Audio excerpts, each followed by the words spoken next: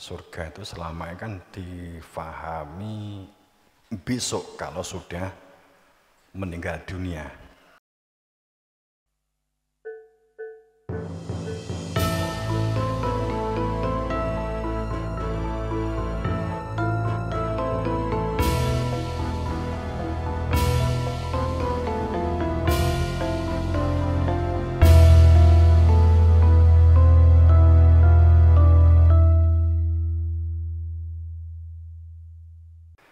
Ya nggak mungkin di kini tukang ngelok nih, terus di kono itu menjadi orang yang andap, asor, sopan, santun, ya nggak mungkin. Terus bagaimana cerita Nabi Adam? Karena ini tiba-tiba juga ada pertanyaan kepada saya. Terus Nabi Adam itu gimana? Dia kan dikeluarkan dari surga. Piye bayangan jenengan?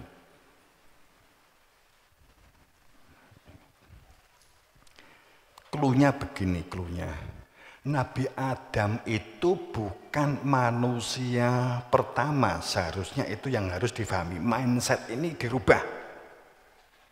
Karena Quran tidak pernah menyebut Adam sebagai manusia pertama. Bahkan tersebut Khalifatul Awal, wakil Allah di muka bumi yang pertama saja tidak ada. Kenapa engkau menciptakan Adam? Kan kata gini, untuk menjadi khalifah engkau yang manusia-manusia sebelum adanya Adam ini selalu bertikai, bertumpah darah di antara mereka. Kok panjenengan gawe Adam sing saling membunuh di antara mereka? Itu berarti sudah ada manusia.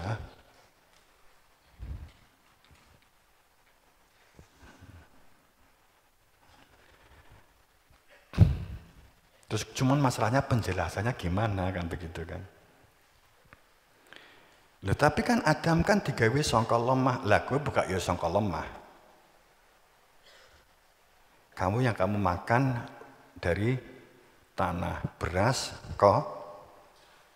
Beras itu dari padi, padi dari sawah, sawah itu di tanah. Buan sing kok maam ya kok tanah. Kita makan daging, dagingnya juga makan hasil tanah. Itu namanya menungso dari tanah gitu loh. Kemarin saat ada tamu Romo-Romo Yai Sumatera, kita ceritakan itu. Yang ini enggak deh, yang saya ceritakan tentang kubur ya. Tapi sempat ada pertanyaan, kalau surga itu fakta kehidupan saat ini, terus Adam diturunkan dari surga itu gimana? Itu memang saya belum sempat menjawab. Belum sempat menjawab. Karena mindsetnya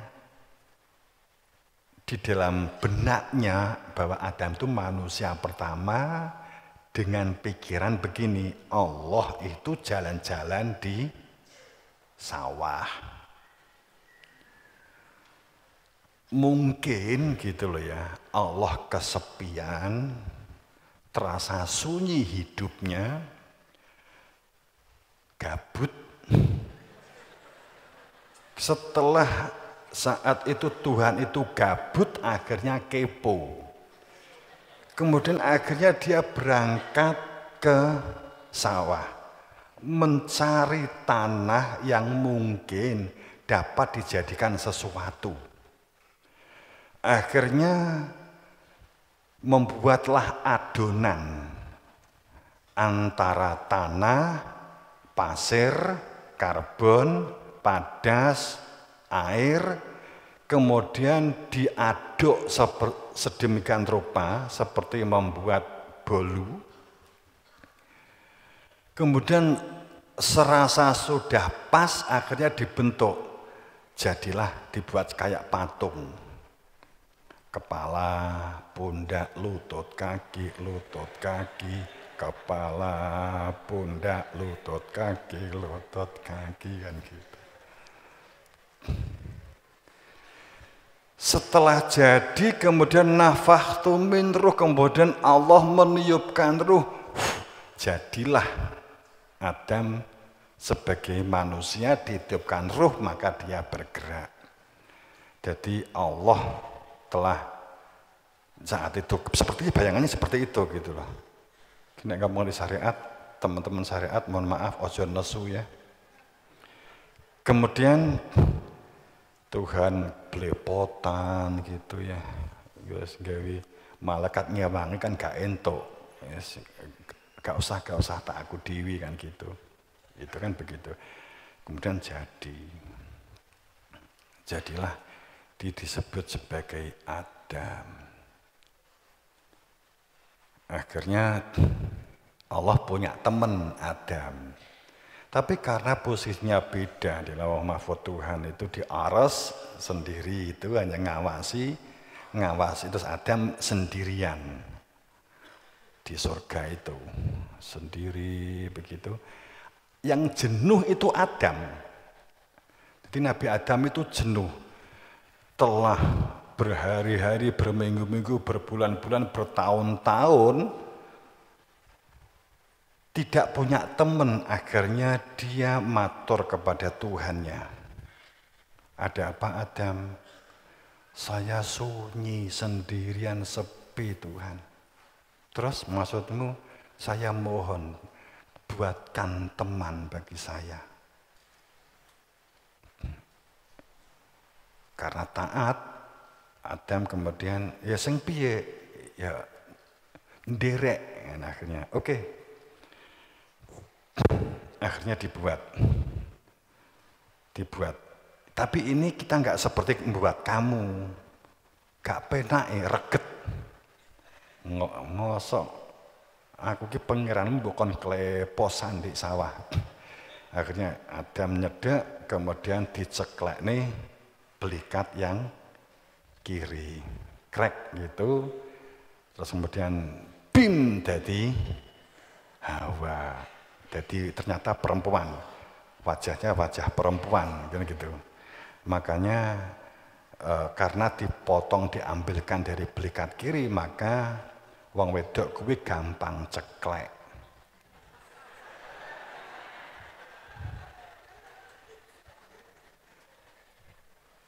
Aku jari ini cerita loh Bu ya, cerita ini ngono kuwi. Jadi kono-kono tuh biasanya digatuk-gatuk nih gitu. Kenapa mbak wedok ini sering ceklek, sering mutung? Sebab digawe dari belikatnya orang laki-laki. Diceklek. Kan belikat kan bengkok, kan gitu kan. Nek pengen kelurus nih kudu alon-alon, ngono lho bapak-bapak ya. Mergo wong wedok kuwi gampang ceklek. Jari ini cerita gitu. Bu faktane, ngono apa gak tau? Nek sing ceklek wong lanang, ya iki gak, ya mungkin karena nek sing gampang ceklekan wong lanang, berarti wong lanang kuwi mungkin dari tulang rusuk unta.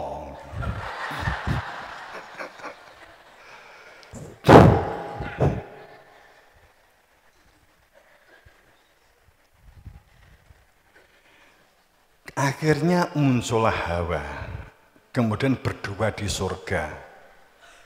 Itu pun juga terjadi, mulai berbulan-bulan, bertahun-tahun hanya berdua, jenuh mereka. Kemudian memohon kepada Allah, ya Tuhan, tolong tidak hanya kami berdua di surga, makanan segini banyak, pelayan-pelayan, cenayang-cenayang segini banyak, makanan tinggal meteti datang, buah dipandang datang, nggak perlu ngunyah langsung masuk ke telan.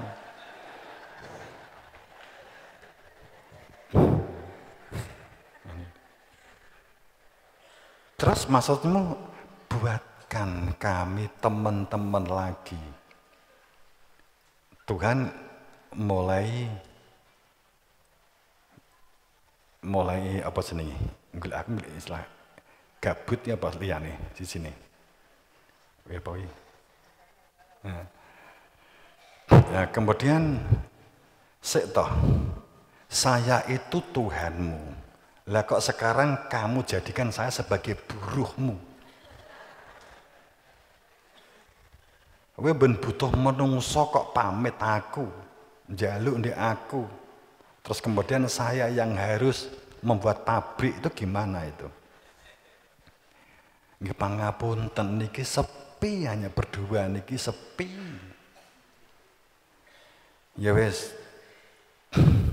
Kene Adam ditimbali, rene Adam, rene. Ayo kita enek sing kurang nek ngono. Kemudian Nabi Adam karo Tuhannya itu jalan di sawah yang saat menciptakan Adam. Kemudian di sana Adam membuat pelintiran tanah, pelintir tanah, dipelintir. Kamu menghadap ke saya. Kemudian dincepne di ngisor pinggul, tek kan gitu. Ini apa Tuhan? Itu alat sambung.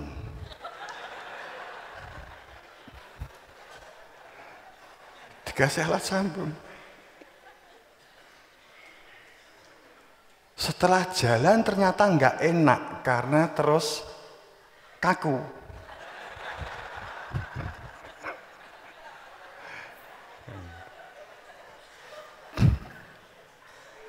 Oh, kurang air, oh ini kurang karbon. Akhirnya disesuaikan, teknologinya muncul, akhirnya bisa lemes, bisa kaku. Terima kasih, jalan. Terus jalan. Loh, lah Hawa kan jek buntet ya kan gitu.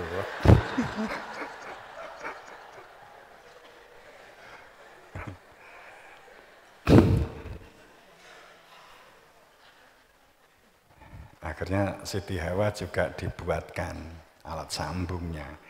Nah, terus ada Tuhan di sawah lagi, onda kalau Siti Hawa mayar, ambilkan bambu. Bisa dibuat kayak belati. Sip, gitu. Yes, ngawur. Tapi nyatanya bertahun-tahun nggak punya anak, tetap sepi. Kenapa kamu sepi? Alat sambung saya nggak fungsi. Kenapa? Karena saya nggak ada nafsu. Oh, sini Hawa. Akhirnya diambilkan Semeru 2. Itulah dari Pupu naik ke Semeru.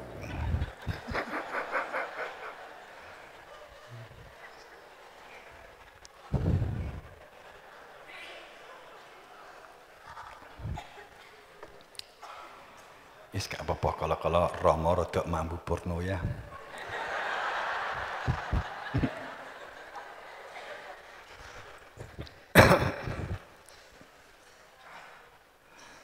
Lah apa begitu bayangannya begitu loh. Mestinya pertanyaan lanjutannya, lah yang benar gimana? Jadi pada saat sebenarnya begini, jauh sebelum Nabi Adam sudah banyak manusia. Surga itu kondisi dunia. Di dunia ini loh, zaman Nabi Adam yang dimaksud surga itu ya al-jannah, alnya isim takrif. Alnya itu ada satu proses sehingga ada situasi yang adem ayem, teknologinya tinggi, di depan ada al, ada sebuah metode mewujudkan jannah. Jadi ada di satu komunitas malaikat. Malaikat yang dimaksud hamba-hamba Allah, yang manusia juga. Tapi apapun yang dilakukan di komunitas itu, tujuan hidupnya, aktivitas hidupnya, itu batinnya, orientasi total itu kepada Allah. Allah yang dikenali di dalam hati. Sehingga pada saat di surga itu situasi subur, makmur, teknologi luar biasa. Tanaman-tanamannya, sajarohnya yang kiri dan yang yamin, yang kanan memberikan satu buah-buahan dan makanan yang melebihi dari penduduk yang ada. Semua kebutuhan ada di surga itu tertata, tersistem sedemikian rupa. Sistem sungainya luar biasa. Aliran-aliran itu luar biasa. Aliran secara fakta dan juga aliran-aliran amigdala otak itu luar biasa. Bangunan komunitas itu kreatif dan inovasi itu terdorong sedemikian rupa. Nabi Adam itu 11.000 tahun yang lalu sedang kerajaan Atlantis itu 25.000 tahun yang lalu. Sebagai contoh ini ya. Berarti kan jauh sebelum Nabi Adam. Jadi pada saat kemudian suatu saat melihat adanya komunitas yang luar biasa. Ada orang suami istri yang ingin hidup numpang karena memiliki kepribadian akhlak yang baik, perilaku yang baik, soleh, dan dia juga memiliki intelijensi yang sangat luar biasa, terampil luar biasa, memiliki bekal teknologi luar biasa. Dan beliau akhirnya mau menyatu di situasi komunitas surga itu. Itulah kemudian si Adam. Dia masuk komunitas itu tapi belum punya ilmu, belum orang menjadi bagian orang yang beriman. Sekali berhebatnya kayak Nabi Adam, kalau belum memiliki ilmu tentang Tuhan, akhirnya dia terkena arus kehidupan sehingga muncullah godaan setan. Setan bukan pengertian kemakhlukan, tapi setan dalam pengertian pengaruh-pengaruh negatif. Sehingga orientasinya ada unsur kekuasaan, orientasinya untuk kesenangan, orientasinya hal-hal yang material. Yang di dalam surga itu, sang pimpinan, gurunya Nabi Adam sebenarnya begitu ya, yang mewakili Allah di muka bumi. Melihat ada kesalahan-kesalahan metode, nek kowe caramu ngene, nek orientasimu itu adalah orientasi material, kowe akan merusak tatanan. Kemudian akhirnya keluarlah dari komunitas itu. Nabi Adam dikeluarkan dari komunitas itu. Ya di dunia, kemudian di luar komunitas itu. Kemudian waktu jannah, kemudian Nabi Adam mengambil daun-daun untuk menutup aurat karena keluar dari surga langsung auratnya terbuka. Setelah keluar Nabi Adam sadar, setelah tidak di dalam komunitas orang-orang yang beriman, setelah tidak menjadi orang-orang dalam komunitas mengenal keberadaan jati dirinya, sehingga dia merasa auratnya terbuka. Dia melihat masyarakat yang ada adalah masyarakat iri dengki, merasa lebih, merasa hebat. Dia sangat terasa saat di luar komunitas itu. Pada saat dia belum memiliki ilmu, tapi dia berada di dalam komunitasnya orang-orang yang beriman. Bisanya diaku, bisanya pinternya diaku, pinternya dan seterusnya itu sempat sebagai pemikiran dia karena memang belum punya ilmu. Setelah dia keluar, dia tersadar ternyata dendam, iri, dengki, cekcok, percecokan, saling jegal, saling jagal terjadi sangat kuat luar biasa. Kemudian dia menggunakan daun-daun surga untuk menutup aurat. Daun-daun surga itu adalah watak tobat, watak istighfar, watak ampunan. Komunikatif, dia mohon ampunan atas dosa, pengakuan atas keakuan egonya. Memang jawabannya pasti begini, menurut buku ini begini, menurut pendapat ahli ini begini, berarti kamu itu nggak tahu tentang surga. Nek raro mbok yo aja ngomong kan, seharusnya kan begitu.